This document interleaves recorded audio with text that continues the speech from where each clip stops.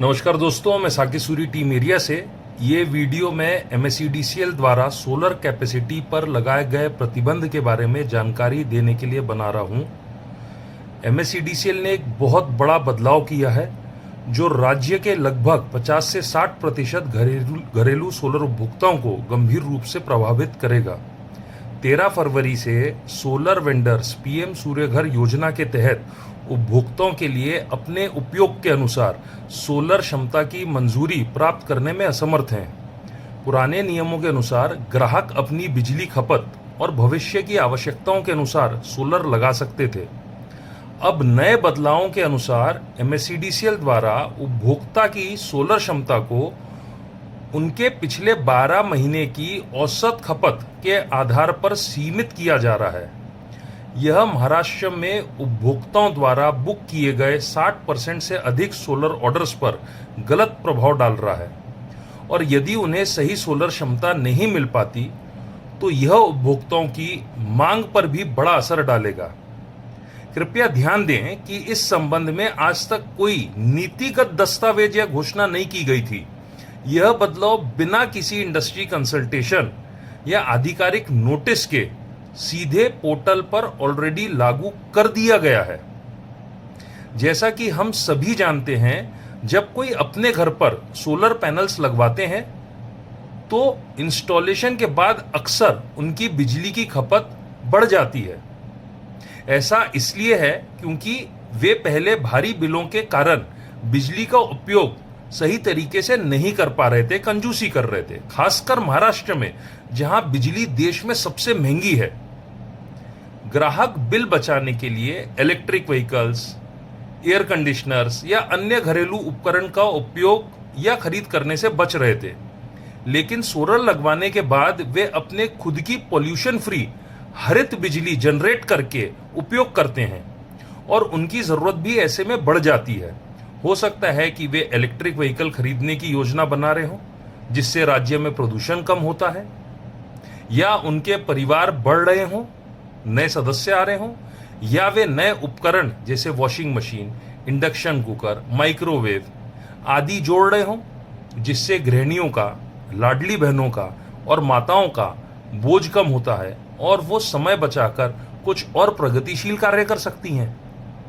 यह बढ़ी हुई खपत स्वाभाविक है और अन्य देशों की तरह भारत को मॉडर्नाइज और डेवलप्ड नेशन बनाने में मदद करती हैं। यदि किसी उपभोक्ता का घर नया है तो उनके पास शायद ही कोई कंजम्पशन 12 महीने का रिकॉर्ड होता है। मान लीजिए कि परिवार के नए घर में रहने से पहले सिर्फ 100 यूनिट की खपत हुई है तो उन्हें केवल 1 किलोवाट सोलर की मंजूरी मिल पाती है, जबकि परिवार को अपनी जीवन शैली, घर के आकार के आधार पर बहुत अधिक क्षमता की आवश्यकता हो सकती है। सोलर बुक करने वाले 15 से 20% घर नवनिर्मित होते हैं, इसलिए वे भी प्रभावित हो रहे हैं। PM सूर्यघर हाउसिंग सोसाइटी को भी हरित ऊर्जा के लिए प्रेरित करती है। यह हाउसिंग सोसाइटीज को भी सोलर क्षमता के लिए आवेदन करने से रोक रही है। उदाहरण के लिए, एक सोसाइटी में अगर मल्टीपल मीटर्स हैं और वो उन्हें क्लब करके 80 किलोवाट सिंगल सोलर लगवा सकती हैं, लेकिन पोर्टल पर लागू किए गए बदलाव के अनुसार मीटर पर पिछले 12 महीने के रिकॉर्ड एवरेज के हिसाब से ही बहुत कम कैपेसिटी का सोलर लग पाएगा, तो प्रधानमंत्री की ये जो योजना है ये कहीं ना कहीं विफल हो जाएगी। इसके अतिरिक्त MNRE द्वारा विशेष रूप से PM सूर्यघर योजना के लिए शुरू किया गया 10 किलोवाट तक का ऑटोमेटिक लोड एक्सटेंशन ये पूरे देश में शुरू हो गया था, जिससे सोलर एडॉप्शन में बहुत तेजी आई थी, जल्द सैंक्शन मिल रहे थे। लेकिन कुछ महीनों से इसे भी महाराष्ट्र में रोक दिया गया है और अब हमें यह देखकर झटका लगा है कि उपभोक्ता की जरूरत के अनुसार सोलर खरीदने से और लगाने से उसे रोका जा रहा है, जिससे महाराष्ट्र में रेजिडेंशियल सोलर को अपनाने में बहुत बड़ी बाधा आएगी और PM सूर्यघर योजना पर गलत प्रभाव पड़ेगा, जिससे हमारे PM का शुरू किया गया कार्यक्रम खतरे में पड़ जाएगा। जहां दूसरे राज्यों में बिना सोलर लगाए भी मुफ्त बिजली मिलती है और बिजली के रेट भी कम है, वहां महाराष्ट्र में ना मुफ्त बिजली और रेट भी सर्वाधिक हैं। और महाराष्ट्र के रहवासियों ने कभी इसका कोई बड़ा मुद्दा नहीं बनाया। कुछ राज्य में तो घरेलू सोलर लगवाने पर राज्य सरकार की तरफ से सब्सिडी भी मिलती है। पर अब जब प्रधानमंत्री की लोकप्रिय योजना का भी लाभ उठाने से रोका जाएगा तो जन आक्रोश की पूरी संभावना है। यह बदला नियम तुरंत वापस होना ही चाहिए।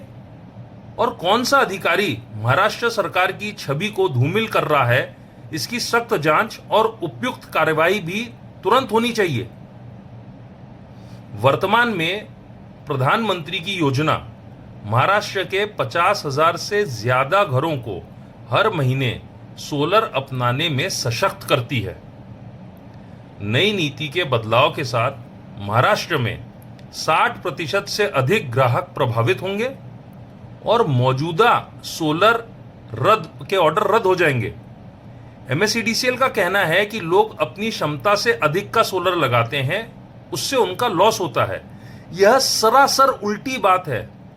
हम यह भी उजागर करना चाहेंगे कि यदि कोई उपभोक्ता अतिरिक्त बिजली या एक्सेस इलेक्ट्रिसिटी बनाता है तो वह पूरे वित्तीय वर्ष के अंत तक के डिस्कॉम के पास जमा होती है और उन्हें बहुत कम फीड इन टैरिफ दरों से, जो अक्सर डिस्कॉम के बिक्री मूल्य के 1/4 या उससे भी कम पर ग्राहक को बेचना अनिवार्य होता है।